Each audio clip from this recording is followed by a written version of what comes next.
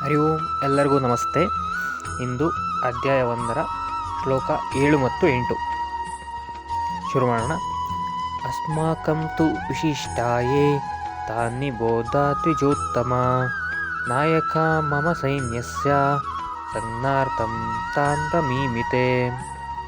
ಭವಾನ್ ಭೀಷ್ಮಶ್ಚ ಕರ್ಣಶ್ಚ ಕೃಪಶ್ಚ ಸಮೀತಿಂಜಯ ಅಶ್ವತ್ಥಾಮ ವಿಕರ್ಣಶ್ಚ ಸೌಮದತ್ತಸ್ತಥೈವ ಚ. ಇಲ್ಲಿ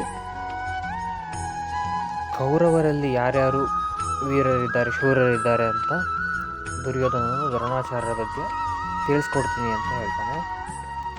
ಇನ್ನೊಂದು ಶ್ಲೋಕದಲ್ಲಿ ಭವಾನ್ ಅಂದರೆ ನೀವು, ದ್ರೋಣಾಚಾರ್ಯರು, ಭೀಷ್ಮರು, ಕರ್ಣರು, ಕೃಪರು, ಅಶ್ವತ್ಥಾಮ, ವಿಕರ್ಣ, ಸೌಮದತ್ತನ ಮಗನಾದ ಭೂರಿಶೈವ ಇವರೆಲ್ಲರೂ ಯುದ್ಧವನ್ನು ಗೆಲ್ಲುವಲ್ಲಿ, ವಿಜಯಗೊಳ್ಳುವಲ್ಲಿ ಸಮರ್ಥರಿದ್ದಾರೆ ಅಂತ ಹೇಳ್ತಾರೆ. ಮುಂದಿನ ವಿಡಿಯೋದಲ್ಲಿ ಮುಂದಿನ ಶ್ಲೋಕಗಳ ಬಗ್ಗೆ ತಿಳ್ಕೊಳ್ಳೋಣ. ಭಾರತ್ ಮಾತಾ ಕಿ ಜೈ. ಜೈ ಶ್ರೀಕೃಷ್ಣ.